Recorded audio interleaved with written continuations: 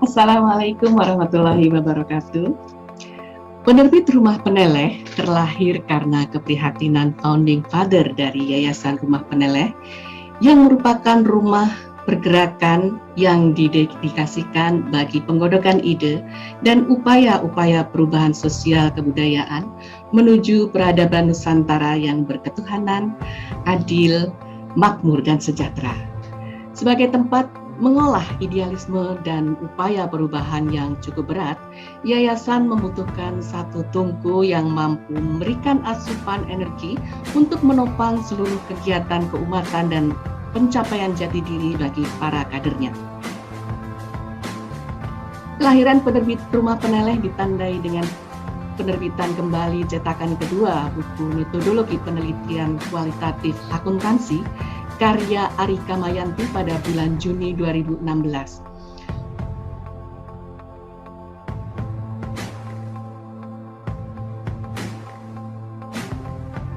Buku ini berhasil menjadi bestseller dan telah dibedah di banyak tempat, sehingga menginspirasi munculnya buku-buku baru dengan gaya selingkuh khas Peneleh, religiositas, dan kebangsaan. Transformasi penerbit Rumah Peneleh menjadi penerbit Peneleh telah menjadikan energi alif sebagai penggerak menuju perbaikan yang berkelanjutan.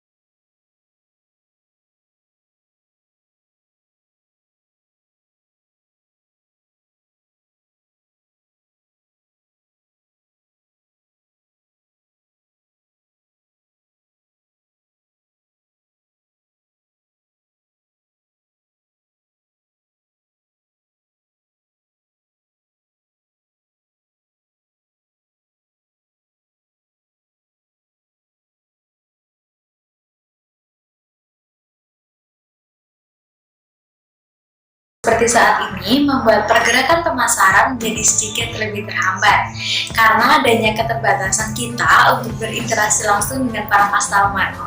Namun dengan pemaksimalan teknologi mampu menjadikan kegiatan pemasaran lebih efektif dan efisien.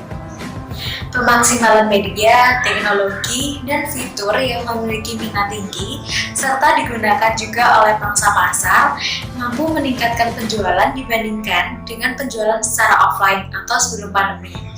Digital marketing menjadi semakin penting guna membuka peluang baru agar bisnis tetap bertumbuh di kondisi seperti saat ini.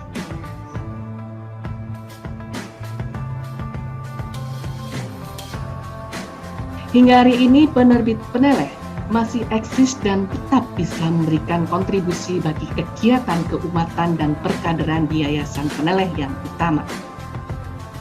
Harapan kami, penerbit Peneleh akan terus dapat menyokong seluruh kegiatan Yayasan Peneleh yang utama dan mengembangkan diri sebagai sebuah lembaga penerbitan yang memiliki visi menjadi penerbit terkemuka dalam menerbitkan karya-karya yang memicu generasi bangsa berwawasan global untuk menjunjung tinggi kebangsaan dan religiositas. Visi ini akan kami raih melalui pelaksanaan misi antara lain menyelenggarakan penerbitan buku dan aktivitas lain yang bernilai kebangsaan dan religiositas, kemudian memacu tumbuhnya semangat generasi muda dalam literasi dan menyelenggarakan sustainability penerbitan. Core value yang kami tanamkan pada seluruh sivitas penerbit Peneleh antara lain religiositas, agile, profesional, dan insightful yang kemudian kami akronimkan sebagai sebuah kata RAPI dengan moto menjiwakan kebangsaan, membumikan religiositas. Kami berharap kehadiran kami dapat memberikan nuansa religiositas dan kebangsaan yang dapat mewarnai perkembangan dan penguatan literasi anak bangsa di Indonesia. Wassalamualaikum warahmatullahi wabarakatuh.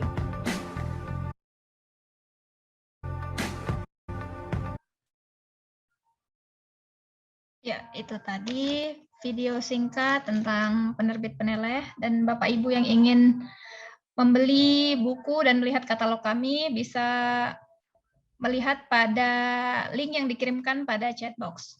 Selanjutnya langsung saja kita beralih pada sesi penyampaian tanggapan, klarifikasi maupun penjelasan lebih lanjut dari penulis buku ini, yakni Ibu Dr. Tantri Bararo, SE MSI AK. Sebelumnya saya akan membacakan CV singkat beliau. Saat ini beliau merupakan dosen akuntansi di Universitas Wijaya Kusuma Surabaya, sekaligus anggota DPRD Kabupaten Malang. Kalau melihat pendidikannya, beliau sangat komplit ya, kalau saya katakan paket komplit, mulai dari sarjana administrasi negara Universitas 17 Agustus, kemudian magister sains pengembangan sumber daya manusia Universitas Brawijaya, sekaligus magister akuntansi Universitas Wijaya Kusuma, dan yang terakhir program doktor ilmu akuntansi Universitas Brawijaya. Pengalaman organisasi juga sudah tidak perlu diragukan lagi, sejak tahun 1988 hingga yang terakhir sekarang merupakan bendahara DPC PDI Perjuangan Kabupaten Malang dan juga Ketua DPC Istri Ikatan Sarjana Rakyat Indonesia Kabupaten Malang. Kepada Ibu Tantri Bararo, saya persilahkan. Ya, kami mengucapkan terima kasih banyak. Yang pertama, Peneleh, Yayasan Peneleh, kami ucapkan terima kasih. Yang kedua, yang jelas kami mengucapkan terima kasih yang tak terhingga kepada Tuhan saya, Allah Subhanahu wa Ta'ala. Itu kami ucapkan banyak-banyak terima kasih. Kami sangat bersyukur akhirnya pada sore hari ini saya bisa menulis di sini, menulis buku yang tidak kelar-kelar. Aslinya ini adalah hasil dari disertasi saya S3 saya tentang pengelolaan keuangan daerah. Nah, di sini kami memang ingin mengangkat lebih jauh lagi tentang bagaimana mengkonstruksi pengelolaan keuangan daerah yang berbasis Pancasila. Itu memang menjadi impian saya sebetulnya. Impian saya sejak lama itu sudah menjadi impian saya. Untuk itu saya juga ingin mengekspresikan dari hasil pemikiran saya itu perlu saya eksplorasi di dalam riset. Itu yang pertama, membekali, istilahnya terinspirasi saya terkait dengan penulisan buku ini. Yang ketiga, kami mengucapkan terima kasih banyak Pak Novi. Salam hormat saya. Sering bersama-sama, kebetulan juga saya juga menjadi anggotanya Pak Novi yang di dalam forum ya, forum kita, forum FDAP. dosen ya akuntansi publik yang Dan ada di Pak Novi. Ikut CME. Ya, iya betul. Saya juga ikut CME yang ada di Jakarta waktu itu. Ya, terima kasih banyak. Yang kedua, yang keempat, Pak Faisal. Salam kenal, Pak Faisal. Saya Tantri Bararo, juga alumni Brawijaya. Mungkin Pak Faisal masih bersama kita, dan ini kami ucapkan terima kasih banyak. Akhirnya juga bisa lebih fair yang terkait dengan penilaian maupun dalam arti di sini adalah mengkritisi buku-buku saya karena ini saya sudah lama, aslinya sudah lama, cuman waktunya yang belum ada sehingga pada sore hari ini akhirnya saya bisa terselesaikan. Terima kasih banyak semuanya dan tentunya kepada semua yang hadir di sini saya mengucapkan terima kasih banyak. Itu yang bisa kami sampaikan dan yang terkait dengan judul dan isi. Memang perlu kita pahami bersama bahwa di sini saya ingin menjelaskan bahwa yang di dalam bukunya Profesor Ruslan Abdul Ghani itu disebutkan bahwa Marxisme is Pancasila. Jadi ketika kita ingin memahami Marxisme, memahami Pancasila, harus paham dulu dengan Marxisme. Itu di dalam tulisannya Ruslan Abdul Ghani, Bapak Ruslan Abdul Ghani. Sehingga saya sangat terinspirasi berawal dari situ. Untuk itu saya harus paham dulu dong kalau begitu tentang Marxisme. Bahwa Marxisme itu ada ketuhanan yang Maha Esa, ada sosionasionalisme, ada sosiodemokrasi. Itu masuk di dalam nilai-nilai yang ada di dalam Marxisme, karena di dalamnya sendiri ada sosiobewus, ada sosiodemokrasi. Ini alatnya untuk bisa mencapai titik terang terkait dengan Marxisme. Nah, karena itulah benang merahnya antara Pancasila dan Marxisme. Dan itu menjadi sangat terinspirasi buat saya sebagai seorang penulis untuk melanjutkan bagaimana sih realitanya di dalam pengelolaan keuangan yang ada di negara kita yang kita cintai bersama ini. Apakah ini juga sudah sesuai dengan nilai-nilai yang ada di dalam Marxisme is Pancasila. Ya, Pancasila ada nilai-nilai yang kita tuangkan di dalamnya, ada ketuhanan yang Maha Esa, ada kemanusiaan, ada persatuan Indonesia, musyawarah mufakat, yang tujuannya semua ini adalah untuk kesejahteraan rakyat. Nah, ini yang saya sampaikan kepada para pendengar semua yang ikut di dalam bedah buku di sini, dan itu pun yang menjadi istilahnya inspirasi kami. Dan tadi ada faktor-faktor yang lain di sini yang terkait dengan sistem ekonomi nasionalistik, bagian dari sistem Pancasila yang tadi disampaikan oleh Pak Faisal dalam buku saya. Di sini kan memang APBD ini apakah masih relevan dengan kondisi yang saat ini yang terkait dengan Marxisme yang di sini ada realitanya bagaimana sih? Apakah di dalam penyusunan APBD itu masih bersifat kapitalistik, imperialistik, kolonialistik, dan feudalisme? Nah, ini apakah masih ada? Karena realitanya, kalau saya waktu itu, ini kan buku ini sudah lama aslinya, penelitian ini, kami ingin juga ke depannya ingin mengembangkan apa yang disarankan oleh Pak Faisal maupun oleh Pak Novi. Nanti ke depannya ingin saya gali lebih dalam lagi yang terkait dengan Pancasilanya. Nanti akan kami gali lebih dalam lagi. Nah, untuk itu bahwa saat ini pemikiran kami ini adalah waktu itu pemikiran bahwa kenapa kok di dalam Seremban ini masih formalitas saja. Nah, ini loh yang pada saat itu saya ingin membedah ini. Kok formalitas sih? Mestinya ini dikerjakan secara serius, baik oleh DPR sampai ke DPRD, ini harus dikerjakan secara serius. Pada saat itu saya belum jadi dewan ya, menulis buku ini pada saat itu saya belum jadi dewan, saya pure memang jadi dosen ya.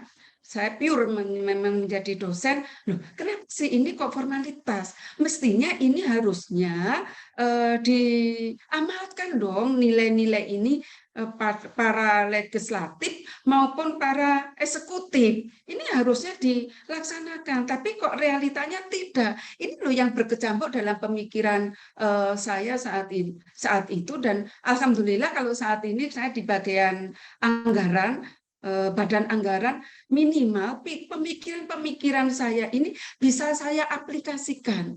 Dan pemikiran ini bisa saya aplikasikan dan bisa saya amalkan di dalam penyusunan pengelolaan keuangan daerah. Ini loh yang saya bawa kepada eksekutif maupun legislatif. Jadi saya itu punya bekal ketika saya itu jadi dewan, kan gitu loh. Itu harapan saya, walaupun tidak banyak, mungkin hanya 1-2 orang yang paham tentang akuntansi dan 1-2 orang paham tentang sektor publik, tapi tidak apa-apa. Artinya saya tetap ingin berjuang bagaimana nilai-nilai Pancasila ini masuk di dalam semua lini kebijakan. Ini harapan saya secara pribadi ya, harapan saya, karena tanpa saya masuk ya saya tidak bisa apa-apa. Ini kan saya sebagai akademisi pada saat itu saya tidak bisa apa-apa, hanya bisa meriset dan memberikan masukan kepada kaum politisi, kaum eksekutif, kaum para pengusaha maupun masyarakat. Saya secara tidak langsung maupun langsung saya bisa mengedukasi kepada mereka, karena saya mohon maaf tadi apa yang disampaikan Pak Novi, saya sudah turun. Artinya turun itu kan memang turun artinya memperkenalkan, karena alhamdulillah di tempat saya juga ada narasumber yang terkait dengan berbagai macam permasalahan-permasalahan yang ada. Artinya kita mengamalkan sekaligus mengedukasi kepada masyarakat, dan alhamdulillah itu terjawab oleh mereka. Artinya bahwa kita memang harus turun. Ketika kita ini tidak turun, masyarakat tidak tahu apa kerja kita, dewan itu apakah hanya nguyur-nguyur saja atau tidak ada yang dikerjakan, sehingga masyarakat pun tidak tahu apa sih yang sudah dikerjakan oleh dewan. Tapi itu masukan yang sangat bagus, dan alhamdulillah sedikit demi sedikit itu kami memasukkan nilai-nilai tersebut. Terima kasih Pak Novi, tadi itu sudah memberikan pemikiran buat kami, dan sekaligus bisa kami implementasikan sebagai wakil rakyat sekaligus.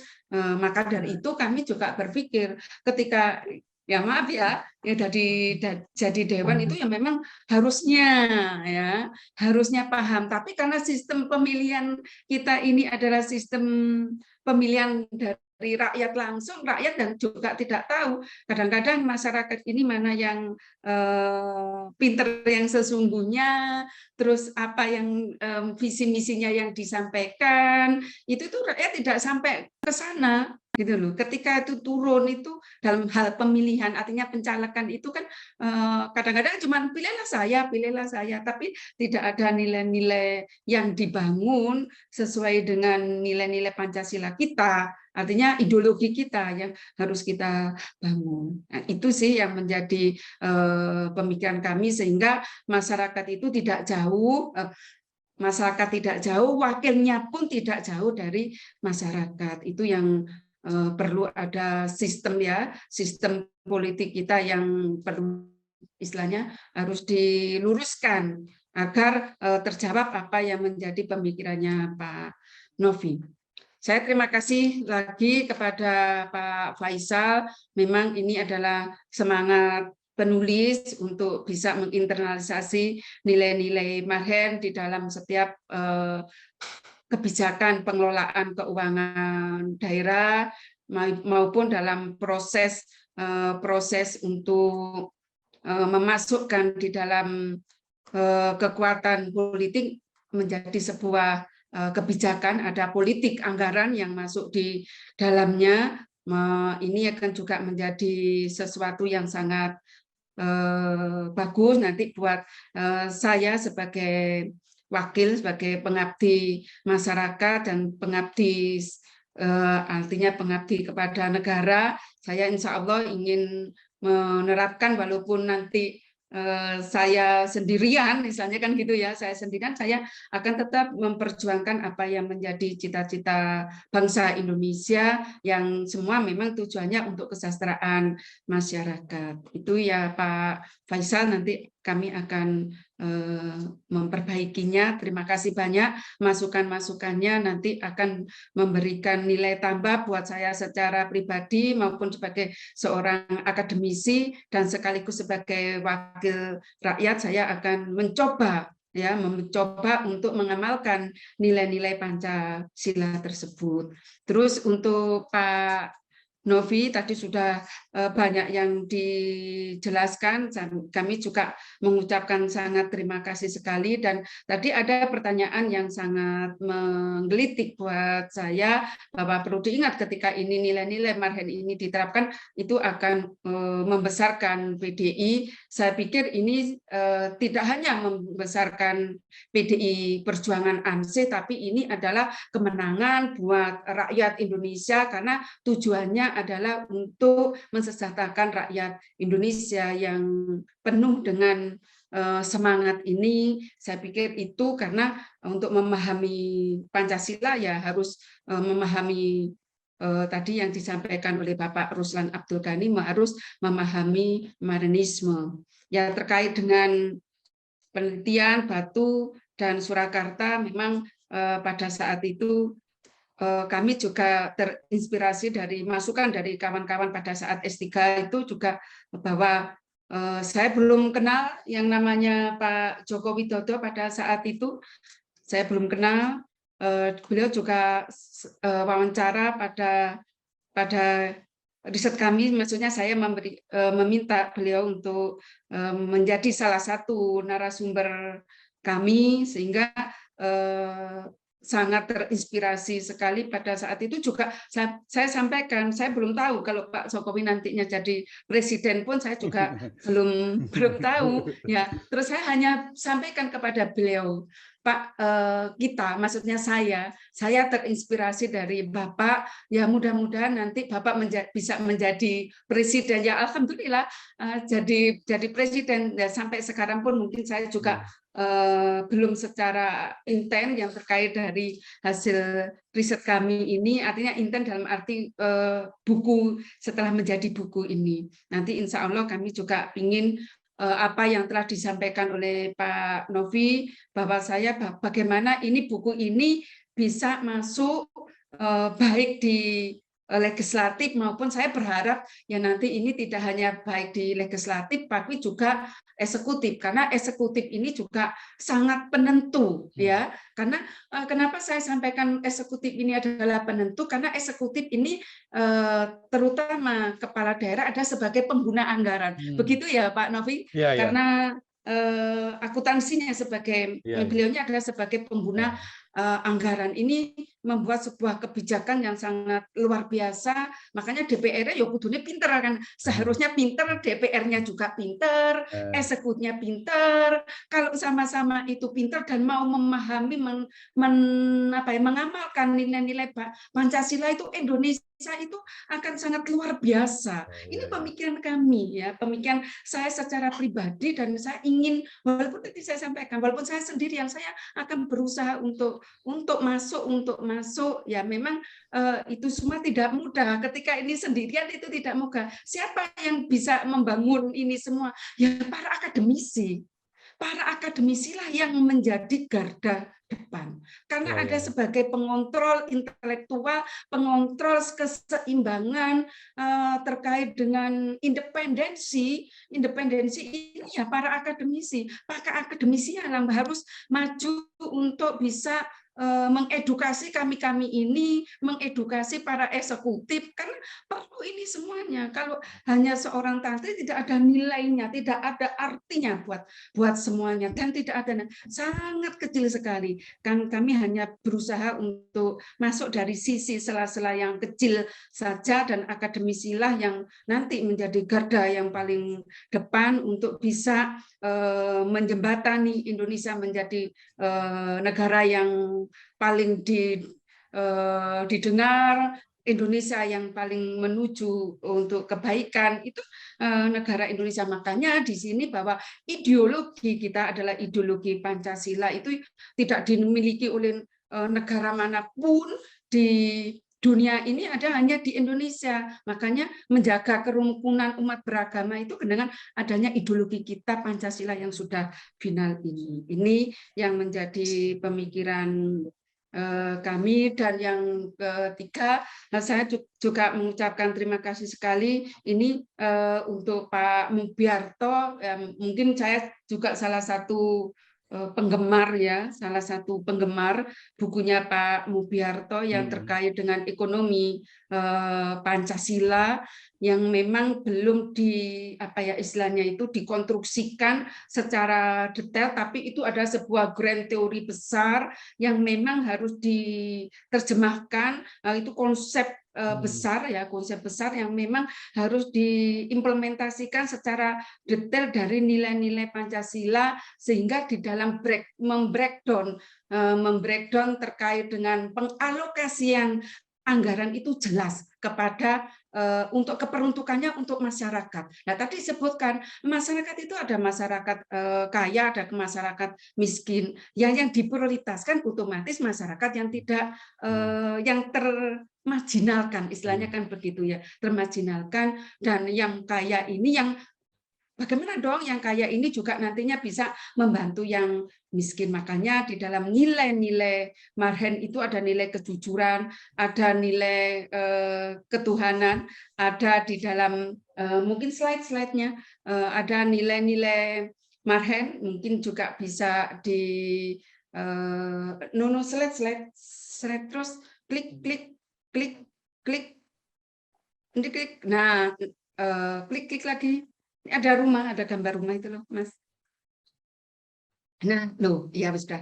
Ini ada nilai-nilai Marhen, ada ketuhanan, ada kejujuran, ada kemandirian, gotong royong, dan keadilan. Ini yang dibangun rumah kita itu Marhen is Pancasila. Kalau Pancasila ada nilai ketuhanan, tadi kami sampaikan ada yang musyawarah itu tadi, ada sila keempat, ada kemanusiaan, persatuan Indonesia, musyawarah, mufakat, semua adalah untuk mencapai keadilan sosial bagi seluruh rakyat Indonesia. Saya pikir itu menjadi pola pemikiran kami, dan mudah-mudahan nanti didukung oleh Pak Faisal dan Pak Novi, kami bisa mengemban amanah untuk bangsa dan negara. Terima kasih. Wassalamualaikum warahmatullahi wabarakatuh. Waalaikumsalam warahmatullahi wabarakatuh. Terima kasih Ibu Tantri. Selanjutnya, mengingat waktu yang semakin mepet untuk buka puasa ya, kita langsung saja masuk kepada sesi diskusi. Mungkin ini sesi diskusinya sangat terbatas. Ya, untuk pertama dari tadi ini ada Ibu Eva Sundari yang sudah raise hand. Ya, saya persilahkan Ibu. Terima kasih. Assalamualaikum warahmatullahi wabarakatuh. Saya akan singkat saja. Pertama, saya sangat gembira dan bangga dengan buku yang ditulis oleh Mbak Tantri. Mbak Tantri itu anggota juga di Institut Sarinah, di mana Institut Sarinah itu adalah think tank ya untuk memperjuangkan gagasan-gagasan kebangsaan dan juga religiusitas, tapi khusus untuk segmen Sarinah ya, perempuan. Dan memang di situ ada para pemikir ya, para pemikir yang menulis buku juga banyak. Kami beberapa kali launching juga, dan Mbak Tantri ini yang sekaligus pejuang karena gagasannya itu ditarungkan kan di forum yang juga dikritik, dihajar lah ya. Dan saya sangat gembira. Tapi pengalaman saya di Komisi 11 di DPR RI itu problem ke budget kita itu dimulai dari perencanaan pembangunan ya. Dan ketika perencanaan pembangunan kita itu belum pada apa yang disebut dengan integritas ya. Integritas itu kan bisa dikaitkan dengan ideologi, atau integritas hanya berkaitan dengan teknis, yaitu apakah setiap sennya itu bisa dipertanggungjawabkan ya, teknis gitu ya. Dan dua ranah inilah yang disoal sama Mbak Tantri sebetulnya. Di level integritas terhadap ideologi ya, atau terhadap dasar negara, harusnya perencanaan pembangunan yang kemudian diikuti dengan budgetingnya itu harus konsisten dengan Pancasila. Saya gembira sekali. Tapi kemudian dengan otonomi daerah itu kan semuanya tergantung pada eksekutif ya, karena bagaimanapun anggaran itu kan hukum yang berdasarkan proses politik ya, baik di RAPBN maupun di RAPBD. Dan satu-satunya kuasa pembuat undang-undang yang diambil oleh eksekutif itu ya di APBN dan APBD ini. Jadi memang tergantung dari para pejabat lokal kita, yaitu di eksekutif. Dan tadi diimbau oleh Mbak Tantri supaya para politisi juga pintar. Mbak, tapi pinternya ya kacamatanya kita pakai bahasa Indonesia, tapi penganggaran budgetnya pakai bahasa Madura kan ya nggak klop ya.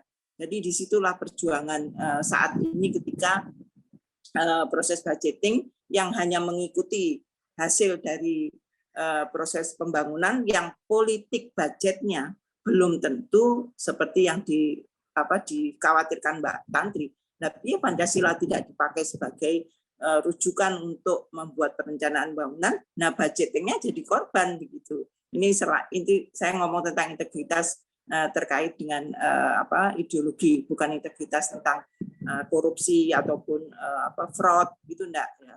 Jadi dua level itu yang menjadi concern, dan ini menjadi kebanggaan kami semua. Mbak Tanti sudah menunjukkan politisi intelektual dan sangat konsisten terhadap ideologi, bahkan berani menggagas adanya suatu yang belum pernah sebelumnya dilakukan.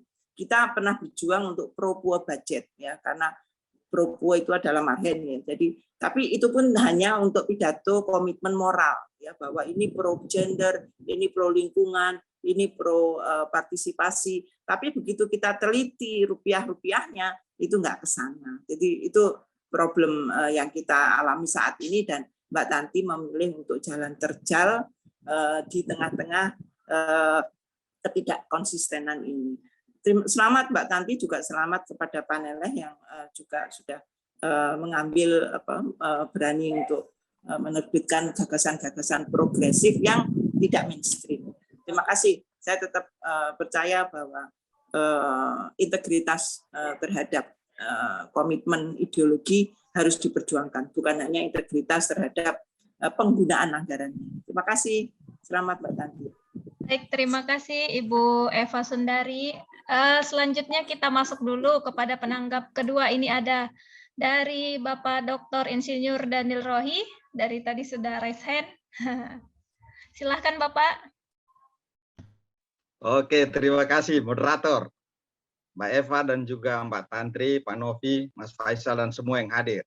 Pertama-tama saya gembira mengikuti forum ini, dan apa yang disampaikan sangat fundamental dan membuka kembali memori kita bahwa dulu waktu zaman Orde Baru ketika masih ada GBHN, itu ada satu istilah PNSPP, Pembangunan Nasional sebagai Pengamalan Pancasila. Saya kira Mbak Tantri dengan bukunya, belum saya baca loh Mbak Tantri, tapi saya dengar sepintas tadi bahwa ini upaya ke sana sedang Mbak Tantri lakukan, bagaimana bahwa pembangunan nasional itu harus punya pijakan ideologis. Dan pijakan ideologis itu harus bukan pada tataran ide, pada tataran visi, tapi harus masuk ke realita. Yang seperti yang tadi Mbak Eva sebutkan. Ya mungkin dalam kita menyusun anggaran, terus terang saya juga di Dewan, ya kita tidak pernah berpikir tentang ideologi. Karena seperti Pak Novi sampaikan, ya kadang-kadang anggaran itu copy paste dari periode-periode sebelumnya, tanpa kita punya waktu yang banyak untuk menyelidiki apakah anggaran-anggaran tersebut punya kaitan ideologis atau tidak. Nah, dan kalau saya menilai, ya dalam konteks Jawa Timur, ya masih jauh dari harapan. Kalau kita bilang bahwa salah satu, mungkin tantangan kita Mbak Tantri, bagaimana konsep ideologi ini, ekonomi Pancasila, pembangunan kita itu tercermin dalam struktur anggaran kita. Tadi Mas Faisal bilang ya, anggaran kita kan masih dua, anggaran rutin dan juga anggaran program bagi pemerintah. Dan rutin gaji itu masih pada porsi 60%. Rata-rata kan begitu. Nah, mungkin dari istilah itu mungkin kita rubah dulu kalau memang ideologi. Satu, anggaran belanja pemerintah, yang kedua harus tulis besar-besar. Yang kedua adalah belanja rakyat, kan begitu. Nah, Pancasilanya pada saat kita lihat di belanja rakyat. Dan kalau kita mau background lebih dalam lagi, itu sangat-sangat kecil. Contoh, kalau dalam 5 urusan pembangunan daerah, Salah satunya urusan ekonomi di Jawa Timur itu hanya porsinya 5%-an. Nah, itu ekonomi itu di dalam sudah ada, kita bahas tentang program terkait dengan ekonomi Pancasila itu apa sih? Yaitu ekonomi gotong royong. Ekonomi gotong royong itu apa? Ya koperasi. Nah, kalau kita lihat di koperasi dan UMKM, ya anggarannya sangat minim, kan begitu.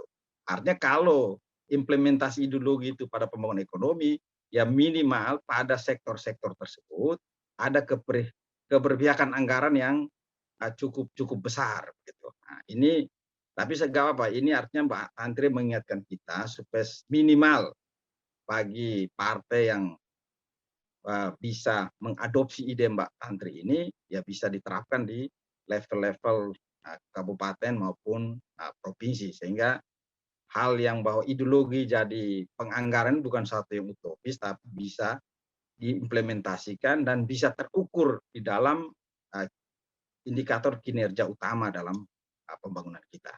Mungkin itu komentar saya juga mengucapkan selamat untuk Mbak Tantri untuk membuka kembali pikiran kita bahwa ideologi itu penting untuk diimplementasikan sampai kepada angka-angka, bukan pada jargon. Terima kasih. Baik, terima kasih Ya. Bapak Dr. Insinyur Danir Rohi. Langsung saja kita masuk pada sesi tanggapan sekaligus closing statement karena waktu kita sangat sedikit. Pertama, saya persilahkan kepada Bapak Faisal, apa masih bergabung bersama kita untuk memberi tanggapan? Ya tadi sudah disampaikan oleh Bu Tantri ya. Jadi memang kalau kita lihat ya ada perbedaan antara politik anggaran, kemana arah anggaran itu, dan pengelolaan keuangannya. Kalau pengelolaan keuangannya itu kan ada prinsip-prinsip yang sudah berlaku universal di situ kan.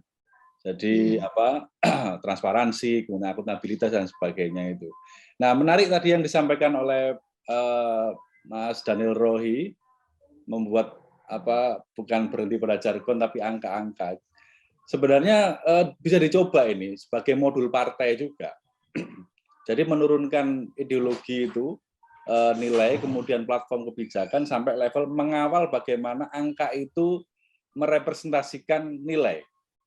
Itu bisa. Karena apa yang terjadi itu kepala daerah menyusun sesuatu, politik anggarannya jelas, kemudian di level teknokratik itu bisa berubah kemana-mana tanpa ada penjelasan. Ya kan, nggak bisa dikawal ini arahnya kemana begitu kan. Nah makanya kalau PDI Perjuangan misalnya bisa mengembangkan ini, saya kira sangat dahsyat sekali. Saya kira cuma itu yang bisa saya sampaikan, yang lain sudah oke semua. Terima kasih. Selamat sore. Terima kasih Bapak. Selanjutnya Pak Faisal. Kepada Bapak Harno Vinsah, saya persilahkan. Oke. Ya, saya pada intinya sama lah dengan Pak Faisal, dengan sudah disampaikan Bu Tantri tadi. Cuman memang Bu Tantri, Pancasila itu nama dari 95 sila itu. Konteksnya. Gitu.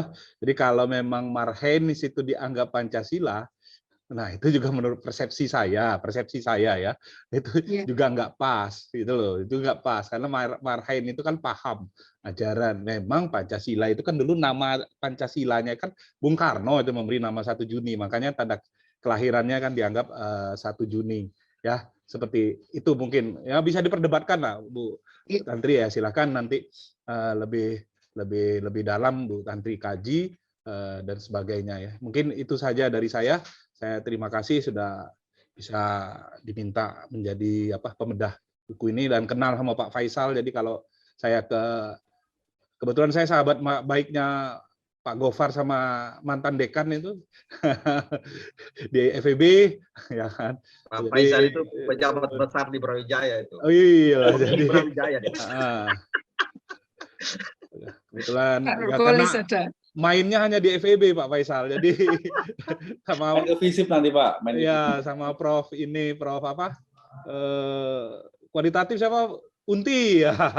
Prof Unti. Prof Unti ya. Pernah di FISIP ya Pak Faisal ya, Prof Unti. Kan pernah dekan kan? Jadi dekan ya? Ya. Ya. Terus sekarang udah balik lagi ke akuntansi. Oh iya. Sekarang di vokasi Di sekarang. vokasi sekarang dia. Vokasi. Itu Pak Faisal. Jadi kalau ke UB itu ya ke accounting biasanya. Ya, itu Bu Tantri ya. Selamat ya. Ya. Semoga Terima bisa. kasih. Jadi jangan hanya minta sosial Bewus sama demokratik Bewus, ya demokrasi Bewus itu, tapi Bu Tantri juga menjalankan itu gitu loh, ya, dengan buku ini gitu loh. Ya, insya Allah. Itu adalah bagian dari tameng ya, untuk mentamengi mengenalkan saya. Ya, internalisasi masyarakat itu loh. Oke. Iya, terima kasih. Terima kasih Bapak. Selanjutnya yang terakhir sekaligus closing statement Ibu, kami persilahkan kepada Ibu Tantri Bararoh. Ya, terima kasih.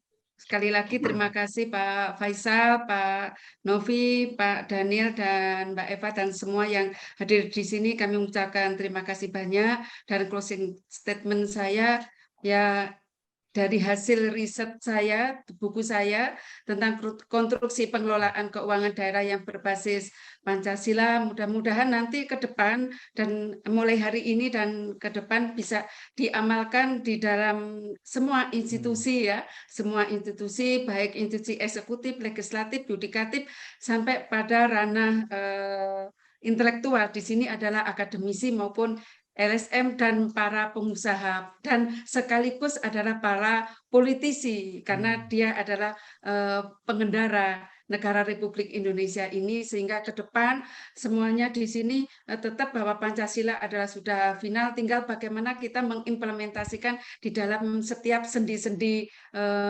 ranah negara kita ini. Terima kasih. Saya pikir cukup. Wassalamualaikum warahmatullahi wabarakatuh. Salam sejahtera, salam untuk kita semuanya. Rahayu. Waalaikumsalam warahmatullahi wabarakatuh. Terima kasih.